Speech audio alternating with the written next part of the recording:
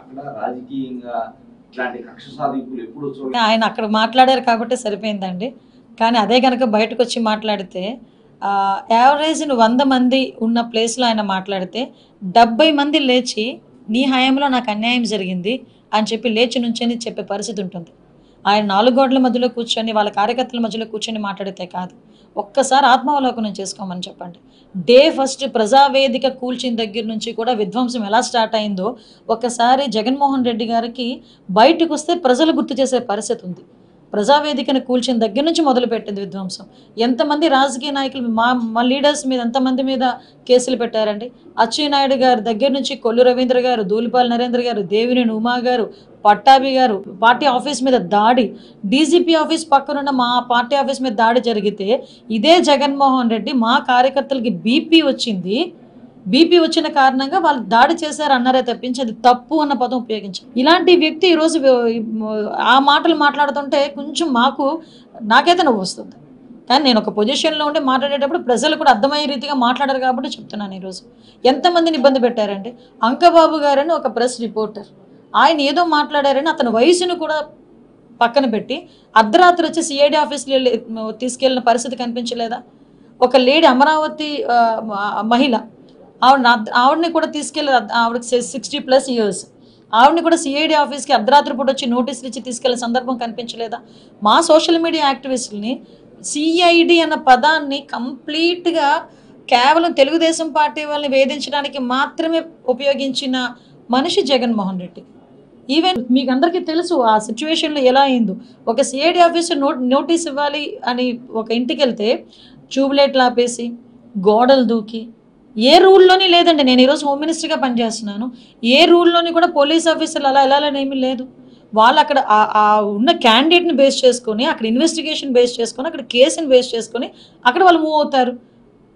అంతే తప్పించి వీళ్ళు ఏంటంటే ఒక నోటీస్ ఇవ్వడానికి అలాంటి సిచ్యువేషన్స్ కూడా క్రియేట్ చేయగలిగారు వీళ్ళు. ఈరోజు అటువంటి అధికారులందరూ కూడా ఇబ్బంది పడుతున్నారు. అడ్డగోలుగా ఆ రోజు సిచ్యువేషన్ని రాజకీయ నాయకులకో లేకపోతే అప్పటి ముఖ్యమంత్రికి, మాజీ ముఖ్యమంత్రి గారికో శభాష్ అనిపించుకోవడానికి ఈరోజు వాళ్ళు చూపులో పడ్డారు. దానికి ఏదైనా ఉంటే న్యాయపరంగా తెచ్చుకోవాల్సి. ఈరోజు వాళ్ళ ఫ్యామిలీ మెంబర్స్ కూడా అడిగారంటే పునర్విచారణ చేయాలని.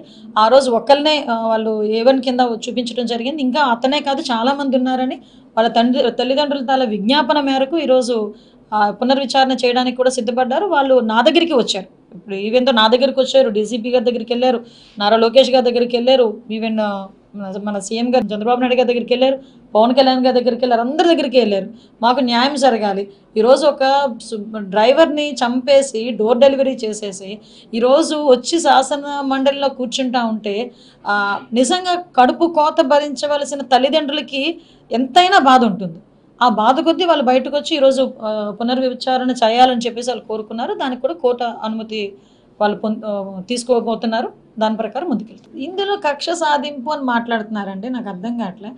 జత్వానీ గారి కేసులో మీకు తెలుసు, ఆవిడని ఇంతకుముందు ఏదో ఇబ్బంది పెట్టారని చెప్పేసి ఒక లేడీ బయటకు వచ్చి ఎక్కడో పక్క రాష్ట్రం నుంచి మన పోలీస్ డిపార్ట్మెంట్ మీద నమ్మకంతో, ఈరోజు ఎన్డీఏ గవర్నమెంట్ మీద నమ్మకంతో ఆ రోజు వచ్చి మనకు ఒక కంప్లైంట్ ఇచ్చిన తర్వాత దాని మీద విచారణ జరిగిన తర్వాత ఆ విచారణ నేపథ్యంలో కొంతమంది ఐపీఎస్ ఆఫీసర్స్ అందులో ఇన్వాల్వ్ అయ్యారని సంగతి తెలిసి వాళ్ళందరినీ కూడా కేసులు పెట్టి సస్పెండ్ చేయడం జరిగింది. అందులో భాగంగానే విద్యాసాగర్ అన్నగోండ్ కూడా అరెస్ట్ చేసి ఆ రోజు పెట్టుకోవడం జరిగింది. ఓవరాల్గా 7A1 నుంచి A7 వరకు ఉన్నారు. చాలామంది వాళ్ళు తప్పు చేయలేదని ఫీలింగ్ ఉంటే ఎందుకు యాంటిసిపేటరీ బెయిల్ తెచ్చుకుంటారు? అందులో చాలామంది యాంటిసిపేటరీ బెయిల్ కూడా తెచ్చుకుని ఉన్నారు. ఈరోజు ఎవరైతే మాజీ ఇంటెలిజెన్స్ చీఫ్ ఎవరైతే ఉన్నారో ఆంజనేయులు గారు, ఆయన కూడా సీతారామ ఆంజనేయులు, ఆయన కూడా ఈరోజు ఆ విషయంలోనే ఈరోజు అతన్ని కూడా అరెస్ట్ చేయడం జరిగింది. సో మేమంతా పారదర్శకంగా వెళ్తున్నాం. మాకు ఎవిడెన్స్ లేకుండా డిపార్ట్మెంట్ వాళ్ళు ఏ చర్యలకి ముందుకెళ్లరు. విత్ ఆల్ ఎవిడెన్స్ గ్యాదర్ చేసుకున్న తర్వాతనే మేము కూడా ఏదైనా ఒక చర్యలు తీసుకుంటున్నారు. ఈ విషయం ఏంటంటే విచారణకి మాత్రం అందరూ కూడా సహకరించాల్సిందిగా కోరుకుంటున్నారు.